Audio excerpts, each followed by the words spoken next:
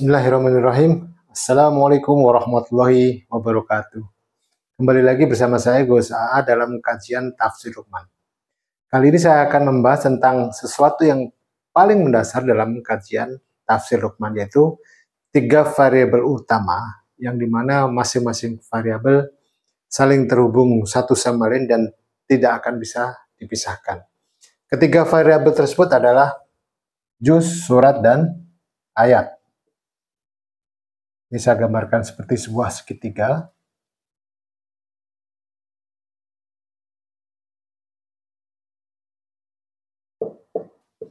Juz,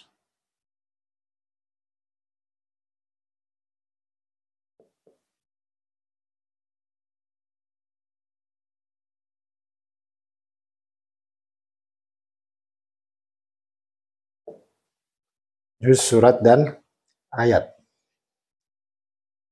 Sebagaimana kita ketahui bahwa ayat di sini merupakan hukum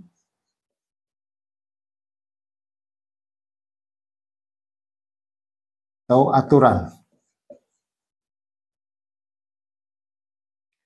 Surah mewakili alam. Kemudian juz mewakili apa, kan begitu. Nah, ini bagi yang sudah mengetahui kajian Tafsir Luqman tentu sudah paham betul dengan hal ini, kan. Tapi di sini saya akan mencoba dalam perspektif yang lain, ya, di mana saya beranggapan bahwa tidak semua orang yang menyaksikan tayangan ini mengerti tentang Tafsir Luqman. Makanya saya akan membawa kepada hal yang paling mendasar, dan ini sangat penting, ya, sangat penting untuk saya sampaikan agar tidak salah mengerti atau gagal paham, ya. Kenapa ayat mewakili hukum dan atau aturan? Ya jelas, di situ banyak sekali ayat-ayat yang mengatur tentang kehidupan kita, mengatur tentang bagaimana kita berperilaku, bagaimana kita bersikap, ya. Istilahnya dari hukum yang sifatnya individu sampai dengan hukum yang sifatnya dalam skup yang luas, ya, bernegara, semuanya ada di dalam Al-Quran walaupun tidak terinci secara detail, ya. Kemudian yang kedua adalah surah. Surah mewakili alam. Sebagaimana kita tahu, judul-judul surat dalam Al-Quran menggambarkan tentang alam. Ya, bisa dibilang ada 2 ayat, yaitu ayat kauliyah dan ayat kauniyah, ya. Kalau ayat kauliyahnya kan jelas di Al-Quran, ayat kauniyahnya ada yang di alam semesta. Ada surat Al-Hijr batu, ada surat An-Nahl lebah. Bahkan ada binatang yang kecil, ya, An-Namal semut, dan binatang yang besar gajah, Al-Fil, Al-Qamar, Asy-Syams, dan sebagainya. Bahkan manusia pun juga ada. Ad-Dahr atau Al-Insan dan juga An-Nas, manusia. Artinya di sini bahwa surat mewakili tentang alam. Karena Al-Quran diturunkan untuk manusia, sebagaimana banyak sekali Al-Quran menjelaskan, ya, salah satu contohnya adalah di surah Ar-Rahman, ya, bahwa diciptakan Al-Quran untuk manusia. Nah, kalau kita lihat di sini, juz, bahwa ada hukum atau aturan dan ada alam, tentu ada pelaku, ya, pelaku yang menjalankan hukum dan aturan atau terkena hukum dan aturan, dan juga menempati ruang atau alam, ya. Tentu saja juz mewakili tentang manusia. Nah, hal ini tercermin ketika kita membuka Al-Quran. Pada setiap awal juz itu selalu dimulai kata al-juz, ya. Setiap awal juz selalu dituliskan kata al-juz, ya. Berdasarkan urutan hurufnya, alif lam, huruf ke-31 ini merupakan satu kesatuan huruf, ya. Ya, kalau dalam bahasa Inggris misalnya the, ya. The itu, ya. Nah, ini merupakan satu kesatuan huruf, bukan alif dan lam, tapi merupakan huruf alif lam. Dalam Tafsir Luqman, alif lam ini merupakan huruf ke-31. Alif lam itu huruf ke-31. Kemudian jim huruf ke-5. Zai huruf ke-11, dan Hamzah huruf ke-29. Kalau ini kita jumlahkan, 31 tambah 5 tambah 11 tambah 29, hasilnya adalah 76. Ya, dalam tafsir Luqman, ketika kita menemukan sebuah angka, kita akan memberikan pemaknaan pada angka tersebut yang merujuk pada surah dalam Al-Quran atau merujuk pada variabel dalam Al-Quran. Dalam Al-Quran, surat ke-76 adalah Ad-Dahr atau Al-Insan yang artinya manusia. Ya, Al-Insan atau Ad-Dahr.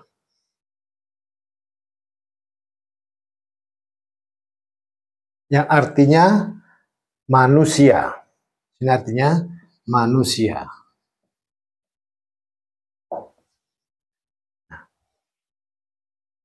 Karena kita jarang menggunakan kata-kata al-juz ya, kita sering menggunakan cukup dengan juz saja, kan begitu. Makanya di sini juz mewakili tentang manusia. Oleh karena itu, dalam tafsir Luqman ya, setiap juz ya itu memiliki karakteristiknya tersendiri dari juz 1 sampai dengan juz 30. Begitu juga dalam diri manusia yang mempunyai karakteristik masing-masing. Nah, sebelum saya menjelaskan ke arah sana, ya sebelum menjelaskan ke arah bahwa manusia ya dalam hal ini al-insan atau diri kita memiliki bagiannya di dalam Al-Quran atau memiliki juznya di dalam Al-Quran, kita harus pahami ini dulu nih. Karena ini merupakan hal yang sangat penting, yaitu hukum dan aturan. Ya, ada apa dengan hukum dan aturan di sini? Sebagaimana kita tahu bahwa dalam alam semesta ini, kita terikat pada kurang lebih 12 hukum di situ. Ya. Ada hukum siklus, ada hukum kompensasi atau hukum tabur tuai, ada hukum getaran, ada hukum polaritas atau dualitas, ada hukum korespondensi, ya, ada hukum daya tarik atau tarik menarik yang orang kenal dengan sebutan the law of attraction. Nah, kita akan bahas, tapi tidak secara detail hukum-hukum tersebut. Tapi ada beberapa hal yang bisa menjadi sandaran atau acuan kenapa kita memiliki juz di dalam Al-Quran. Ya, kita akan bahas satu persatu. Di sini saya akan membahas mungkin 2 atau 3 hukum ya. Mungkin yang pertama kita akan membahas tentang hukum getaran ya. Kita ambil contoh misalnya ketika kita melempar batu di sebuah sungai ya, atau di sebuah kolam, itu kan menimbulkan sebuah getaran ya. Getarannya di mana getaran itu melebar ya dari tengah akhirnya ke pinggir ya. Nah, begitu juga di dalam alam semesta kita ini. Bumi yang bergetar, alam semesta ini juga bergetar. Bahkan kalau kita lihat dalam satuan yang terkecil, ya, dalam setiap partikel itu juga bergetar. Di mana ada sebuah teori, di mana setiap getaran pasti akan menimbulkan frekuensi yang tersendiri. Nah, di frekuensi inilah yang memberikan ciri khas ya, ciri khas terhadap getaran tertentu, ya, yang memiliki kekhasannya. Nah, kalau kita melihat, ya, makanya dikatakan di dalam surat Al-Anfal ya, Al-Anfal ayat 2 di situ. Di situ dikatakan bahwa kategori orang yang beriman, yaitu salah satunya adalah ketika disebut nama Allah bergetar hatinya. Nah, di sini kan memberikan sebuah pemahaman kepada kita bahwa ketika ada seseorang menyebut asma Allah, ada getaran di dalam diri kita. Begitu juga dengan alam semesta ini, memberikan getarannya terhadap diri kita. Begitu juga frekuensi yang kita tangkap memiliki kekhasannya. Jadi nggak ada yang sama. Setiap getaran itu pasti memiliki frekuensinya tersendiri. Saya ambil contoh misalnya gitar, ya gitar. Untuk yang ahli ya, untuk yang ahli yang benar-benar mengetahui chord, yang mengetahui chord gitar, ketika ada seorang memetik salah satu senar, dia pasti udah bisa menebak. Oh, ini kunci A. Oh, ini kunci G. Oh, ini kunci E. Artinya apa? Begitu dia mendengar getaran, dia langsung bisa menyimpulkan memiliki frekuensinya tersendiri. Nah, inilah yang disebut dengan ciri khasnya. Nah, Al-Quran juga demikian. Ketika kita membaca Al-Quran, membaca ayat-ayat Allah, itu akan menimbulkan getarannya juga. Nah, inilah yang menjadi dasar. Setiap juz kan tidak ada yang sama itu. Baik juz 1 sampai dengan juz 30 itu tidak ada satupun yang sama. Mereka memiliki kekhasannya sendiri. Artinya apa? Mereka juga memiliki frekuensinya tersendiri. Nah, sehingga apa? Ketika kita membaca Al-Quran, makanya kita seringkali menganjurkan kepada orang yang belajar tafsir hikmah, itu menganjurkan untuk bertadarus. Itu tadi, dalam rangka apa? Dalam rangka mengenali frekuensi itu tadi. Mengenali getaran. Sehingga setiap getaran yang kita tangkap, itu akan termemori dalam diri kita. Akan termemori dalam tubuh kita. Nah, salah satu hukum lagi adalah hukum kekekalan energi. Bahwa energi itu nggak akan hilang. Apalagi dalam diri kita yang memiliki kemampuan untuk menampung dan menyerap energi. Ya, nah, makanya ketika kita sering berinteraksi dengan Al-Quran, dalam hal ini kita bertadarus, kita akan menciptakan apa? Tadi, menciptakan sebuah konektivitas, menciptakan sebuah relasi. Nah, seperti halnya tadi, ketika orang memetik gitar, atau memainkan salah satu chord tertentu, ada salah satu senar yang salah, ya. Kalau bahasa gitarnya fals, ya. Pasti si orang yang mendengarkan dan mengerti tentang frekuensi gitar, pasti dia akan tahu ini salah nih. Chordnya salah, gitu loh. Satu, bisa chordnya salah. Yang kedua, dia bisa mengetahui bahwa ada senar yang salah stem. Nah, inilah yang kita maksud tadi. Ada sebuah resonansi yang kita tangkap dari getaran Al-Quran itu sendiri, getaran alam semesta itu sendiri. Karena apa? Kita sebagai manusia itu sebenarnya dituntut apa? Untuk menyelaraskan diri kita dengan alam. Ketika kita bisa selaras dengan alam, itu ada satu hukum yang disebut dengan hukum tabur tuai atau hukum kompensasi. Saya ambil contoh misalnya. Ketika kita menolong seseorang atau menolong misalnya ada kucing, ya, atau ada seseorang misalnya, kita tolong tanpa kita berharap apapun terhadap orang itu, atau misalnya kucing itu menolong kita atau katakanlah membalas kebaikan kita, alam yang akan membalasnya. Nah, karena alam ini adalah ada pemiliknya, ya, ada pemiliknya, tentu saja siapa yang membalas? Ya Allah. Gitu. Nah, makanya kita menganjurkan membaca Al-Quran dengan sistem tadarus. Ya, tadarusnya juga nggak asal tadarus. Maksud saya asal tadarus apa? Kadang-kadang kita membaca Al-Quran cukup satu ain selesai, satu ain berhenti. Nggak seperti itu. Kita menganjurkan dalam tafsir Luqman, dalam kajian tafsir Luqman, kita menganjurkan itu setiap orang membaca satu juz sekali duduk selesai. Tidak terpotong minum, tidak terpotong makan, tidak terpotong menerima telepon atau WA. Sekali duduk selesai. Dalam rangka apa? Itu tidak ada intersepsi, gitu loh. Ya, tidak ada gangguan ketika ada sebuah konektivitas. Ibaratnya kita terima telepon, itu sinyalnya nggak keputus, gitu loh. Kalau sinyal keputus, pasti kan ada informasi yang tidak sampai dalam diri kita. Nah, inilah yang penting. Jangan sampai informasi ini terputus. Gitu. Nah, ketika kita sudah menyatu dengan Al-Quran dalam tanda kutip, insya Allah akan masuk kepada hukum yang lainnya. Yaitu apa? Hukum daya tarik. Ya, atau hukum ketertarikan. Yang orang kenal dengan istilah the law of attraction. Nah, cuman yang jadi masalah apa? Ada seseorang yang memiliki keteguhan atau ada seseorang yang memiliki kekuatan untuk memproyeksikan apa yang menjadi keinginannya. Tapi tidak semua orang mampu melakukan itu. Betul nggak? Kita memberikan salah satu sarana.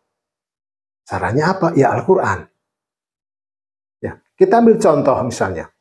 Ketika orang ingin mendapatkan rizki, ya salah satu amalannya aja apa? Membaca surah Al-Waqiah misalnya. Ada masalah tertentu, membaca surat Yasin. Nah, sebenarnya di situ kan sudah memberikan sebuah indikasi, kepada kita bahwa Al-Quran mampu menyelesaikan solusi atau memberikan solusi terhadap masalah kita. Kan begitu. Nah, kalau kita mampu berdamai dalam tanda kutip dengan Al-Quran sebagai ayat kauliyah, gitu, kita pun juga akan bisa berdamai kepada ayat kauniyah. Gitu. Ini saya bisa contohkan ke dalam diri saya. Dulu ketika saya di waktu masih aktif di Tabloid Khalifah, setiap hari kan saya selalu berpikir untuk tayangan edisi berikutnya. Saya harus ngisi materi apa, saya harus ngisi apa. Saya harus jawab pertanyaan setiap ada konsultasi. Artinya apa? Hari-hari saya tidak pernah lepas dari Al-Quran. Saya selalu memikirkan tentang Al-Quran. Artinya apa? Ada sebuah relasi, ada sebuah koneksi yang intens. Nah, inilah yang disebut dengan korespondensi. Hukum korespondensi. Ada koresponden saya dengan Al-Quran. Ya, dalam hal ini apa? Dalam hal ini adalah firman Allah. Yang terjadi apa? Ketika saya memikirkan sesuatu, itu terjadi. Ambil contoh misalnya. Ketika saya lagi santai ya, lagi nyantai, lagi ngopi kan gitu kan. Lagi ngopi, waktu itu saya terbayang. Wah, ini habis cetak kembali enak nih kayaknya nih. Itu nggak sampai 5 menit. Nggak sampai 5 menit. Ada telepon. Mas, hari ini dia kosong nggak? Alhamdulillah mas ada kosong gitu. Oh iya berarti bisa dong kembali. Besok ya saya kirim tiket. Coba. Nggak sampai 5 menit. Nah, kemudian saya berpikir lagi. Wah, kalau habis kembali ke Lombok enak nih kayaknya nih. Besoknya saya terima telepon lagi, diminta untuk gantiin seseorang untuk saya berangkat ke Lombok. Coba. Artinya apa? Karena ada korespondensi, ya. Karena ada sebuah intensitas, ya. Alam menjawab. Inilah disebut dengan apa? Dengan tabur tuai. Kita menabur, ya. Kemudian kita akan menuai apa yang kita setelah tabur gitu loh. Ya, makanya saya sering menganjurkan, bahkan saya juga memotivasi diri saya sendiri untuk senantiasa intens berinteraksi dengan Al-Quran. Dengan berbagai cara. Nggak sempat ngaji, ya minimal ngafalin surat. Ngafalin surat. Contoh misalnya, di depan kita ada mobil, ada 4 angka, yang 2 angka nih 1940. 19 apa ya suratnya? Oh, Maryam 40 apa ya suratnya? Oh, Al-Mu'min. Nah, itu sebenarnya kita apa? Kita berinteraksi dengan Al-Quran. Gitu loh. Nah, inilah akhirnya terjalin apa? Terjalin sebuah korespondensi. Gitu. Nah, makanya begitu juga dengan hal yang lain. Ya tadi ya, ini saya bercerita tentang pengalaman saya, bukan bermaksud saya ujub atau apalah gitu ya. Bukan. Saya hanya memberikan sebuah pemahaman bahwa ketika kita sudah intens, sudah mesra ya dalam tanda kutip dengan Al-Quran, kita merasa nyaman dengan Al-Quran, kita merasa senang untuk membuka Al-Quran. Al-Quran pun akan senang ketika kita berinteraksi dengannya. Jangan salah, kita tidak serta-merta memperlakukan Al-Quran sebagai sebuah bacaan. Jangan salah, ada sebuah riwayat yang mengatakan bahwa ketika ada orang yang pengen dihukum oleh malaikat karena tindakan maksiat selama dia hidup, yang membela siapa? Tabarok, surat Al-Mulk yang membela. Dia berubah wujud menjadi manusia, membela si orang tersebut. Nah, dalam mengenal diri, yang paling penting adalah kita harus tahu di mana kita berada. Posisi kita di mana. Sambil contoh misalnya, ketika kita berada di dalam sebuah mall, ya, ketika kita ingin menuju satu tempat atau toko tertentu, ya, yang kita cari itu apa? Posisi kita. Di situ pasti ada tulis tanda merah, you are here, atau Anda di sini. Karena apa? Dengan kita tahu posisi kita di mana, kita akan dengan mudah menuju ke tujuan kita. Nah, inilah tujuan kita, kajian tafsir Luqman, menentukan posisi kita dalam Al-Quran, yaitu juz diri kita. Nah, kenapa setiap orang bisa mendeteksi setiap juz masing-masing berbeda? Itu tadi, karena setiap orang memiliki karakteristiknya tersendiri. Karena tidak ada dari 30 juz yang sama persis, nggak ada. Kalaupun sama juz, sama jumlah ayatnya, misalnya kayak juz 2 dan juz 6, sama-sama 111 ayat, tapi suratnya berbeda. Nah, ini kan menimbulkan karakteristik tersendiri. Tadi sudah saya bilang bahwa setiap frekuensi itu memiliki karakteristik yang merupakan kekhasan dari sebuah energi atau kekhasan dari sebuah frekuensi. Saya contohkan tadi misalnya gitar, dipetik teng, oh ini nada G, teng ini nada A. Nah, untuk orang yang tahu, kalau saya ya nggak ngerti itu nada G, nada A, nggak tahu. Karena apa? Saya tidak memiliki korespondensinya, saya nggak memiliki referensi tentang nada tersebut, gitu. Nah, bagaimana saya memiliki referensi tentang nada tersebut? Ya, saya harus kenal, saya harus belajar, saya harus mengenali frekuensi tersebut. Nah, bagaimana mengenalinya? Tadarus.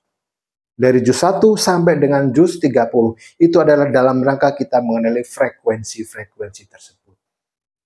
Ya, makanya kenapa setiap orang yang sudah benar-benar intens mempelajari Al-Quran, dia bisa melihat juz surah. Karena apa tadi? Ada sebuah hukum dalam hukum getaran tadi. Karena apa? Setiap frekuensi yang sama akan beresonansi. Nah, itu loh kuncinya. Akan beresonansi. Misalnya juz 14. Nah, di dalam diri kita 14 itu akan beresonansi, gitu. Karena apa? Di dalam otak kita ada sebuah tempat di mana otak kita ada sebuah fungsi yang khusus menerima gelombang-gelombang seperti itu. Nah, inilah fungsinya. Kenapa kita menyarankan yang baru belajar untuk bertadarus. Kalau Anda ingin mengetahui juz diri Anda yang objektif, tadarus. Tapi dengan catatan, ada caranya bertadarus. Yang pertama adalah sekali duduk, selesai dalam satu juz. Yang kedua adalah, ada syarat yang lain. Kita harus memurnikan Al-Quran. Memurnikan dalam artian apa? Tidak memulai dengan ta'awud, dengan basmalah, dan diakhiri dengan shadaqallah. Begitu juga ketika perpindahan surat, ya, akhir surat dengan awal surat, biasanya ada identitas surat dan basmalah itu juga tidak dibaca. Nah, ini juga menjadi permasalahan tersendiri, gitu loh masalahnya. Karena apa? Mayoritas penduduk Islam Indonesia bermazhab Syafi'i, di mana ada sebuah aturan bahwa basmalah merupakan ayat pertama dari Al-Fatihah dan kebiasaan kita membaca basmalah. Nah, sebelumnya sudah saya ingatkan bahwa kita ingin mengajukan sesuatu kepada Allah. Ya, kalau kita memulai dengan basmalah, artinya ada dualitas di sini. Ya kan? Artinya kan dengan nama Allah yang Maha Pengasih lagi Maha Penyayang. Sementara kita ingin berhadapan dengan Allah, ingin mengajukan sesuatu terhadap Allah, tapi kita mengatasnamakan Allah, gitu. Nah, beda dengan kita tidak dalam konteks permohonan, misalnya dalam ceramah, ya kan? Atau saya misalnya tadi memulai dengan basmalah, ya karena ya memang begitu aturannya, gitu. Tapi tidak ketika kita membaca Al-Quran dalam konteks apa? Satu, dalam konteks asifah. Yang kedua tadi, dalam konteks menemukan jati diri kita di dalam Al-Quran. Nah, ini yang harus digarisbawahi. Yang saya tekankan adalah kita tidak melarang seseorang membaca ta'awud dan basmalah dan mengakhiri dengan shadaqallah. Sama sekali tidak. Ini jangan sampai disalahpahami, ya. Ketika saya membaca ayat-ayat Allah di luar konteks asifah dan tadi ya, saya tetap menggunakan memulai dengan ta'awud dan basmalah. Kalau perlu mengakhiri dengan shadaqallahu azim, nggak masalah ya, karena memang itu aturannya. Tapi sekali lagi tidak dalam konteks tadi ya. Nah ini semoga panjenengan semua paham ya. Nah inilah yang mungkin saya sampaikan pada kesempatan kali ini. Yang paling penting apa? Tadi hukum ya, di ayat tadi. Hukum ini benar-benar mempengaruhi dari seluruh aspek kehidupan kita. Ya. Karena apa? Setiap gerak kita, setiap pikiran kita akan berpengaruh terhadap sekitar kita. Nah, itu yang disebut dengan korespondensi juga. Tindakan kita akan tercermin dalam realita kita. Nah, kenapa setiap tindakan kita, pemikiran kita, bahkan tingkatan kesadaran spiritual kita itu akan berpengaruh terhadap sekitar. Karena apa? Kan tadi bilang bahwa 76 itu kan kalau kita jumlahkan 7 tambah 3 tambah 6 kan 13. Ya. Ini sama dengan titik anatomi manusia dari kepala sampai dengan kaki. 13 juga suratnya Ar-Ra'du atau Ar-Ra'ad. Ya. Ar-Ra'du guru atau petir. Itu kan energinya luar biasa. Itu kan juga berbicara tentang getaran. Ya, di mana getaran itu memiliki frekuensinya tersendiri. Frekuensi itu ibaratnya apa? Ya kayak radio, TV, nomor handphone kita yang memiliki ciri khasnya tersendiri. Nggak ada gelombang radio yang sama, tumpang tindih jadinya kan begitu. Atau gelombang TV yang sama, pasti memiliki frekuensinya tersendiri. Itu tadi memiliki kekhasannya tersendiri. Nah, kita sebagai orang tadi yang saya gambarkan seperti orang bermain gitar, dia petik, oh ini G, ya sama, oh dia 14, oh dia just 13. Oh, karena tadi ada frekuensi yang beresonansi terhadap diri kita. Anda sebagai transmitter, saya sebagai receiver. Sebagai receiver harus memiliki, ibaratnya memiliki standar sebagai receiver. Salah satunya apa? Bertadarus. Ya tadi, menginstal diri kita, dengan apa yang ada di dalam Al-Quran. Sehingga kita apa? Memiliki database terhadap setiap frekuensi dari 30 juz. Gitu. Nah ini mudah-mudahan bisa dipahami ya sama teman-teman. Yang paling penting adalah apa? Mesralah kita dengan Al-Quran. Ketika kita mesra dengan Al-Quran, Al-Quran akan mesra dengan kita. Begitu juga alam semesta ini akan mesra dengan kita. Nah inilah yang saya sering kali saya jadikan sebagai apa namanya patokan saya ketika saya sudah bingung ketika menentukan sebuah pola bacaan tertentu. Ya, ketika saya udah bingung menentukan pola bacaan tertentu dalam Al-Quran, saya tinggal minta sama Allah, ya Allah, tolong kasih saya bacaan yang tepat untuk si A, bacaan yang tepat untuk permasalahan ini, bacaan yang tepat untuk ini. Kenapa? Ketika kita mengajukan permohonan kepada Allah, itu harus detail, harus jelas. Untuk apa? Nggak bisa misalnya, ya Allah berikanlah saya rizki. Anda bernafas itu rizki. Anda melihat itu rizki. Nah, saya ambil contoh itu ada kisah dalam sebuah kitab, menarik tentang sebuah wali Allah ya. Dia kerjanya itu di pasar sebagai tukang kuli panggul. Dia berdoa memohon kepada Allah, ya Allah, saya ini kan walimu. Untuk makan satu piring aja saya harus banting tulang kerja keras seperti ini. Ya Allah, tolong berikan saya yang nggak perlu kerja keras tapi saya bisa makan. Akhirnya doanya diijabah sama Allah. Sampai suatu ketika dia datang ke pasar, dia dituduh mencuri. Akhirnya dia masuk penjara. Yang dilakukan apa di penjara? Makan rutin kan dia? Ya kan? Makan nggak kurang dia bisa makan. Nah, akhirnya dia mohon lagi sama Allah. Kenapa seperti ini? Ya kamu kan mintanya bisa makan, nggak perlu kerja keras. Nah, sekarang kan dia bisa makan, nggak perlu kerja keras. Ya tapi nggak begini juga Allah kan gitu. Nah artinya apa? Di situ memberikan pemahaman atau kepada kita atau memberikan pelajaran kepada kita bahwa ketika kita doa kepada Allah, memohon kepada Allah harus spesifik, harus jelas kita minta apa sama Allah. Nah tapi ketika kita mau meminta ketika kita memohon sama Allah harus jelas. Iyyaka na'budu wa iyyaka nasta'in, harus jelas. Ya. Iyyaka na'budu dulu gitu loh. Baru wa iyyaka nasta'in begitu. Nah, proses kita mempelajari Al-Qur'an, proses kita bertadarus membaca Al-Qur'an, proses kita mengenali variabel Al-Qur'an, itu dalam rangka apa? Dalam rangka kita menjadi mesra dengan Al-Qur'an.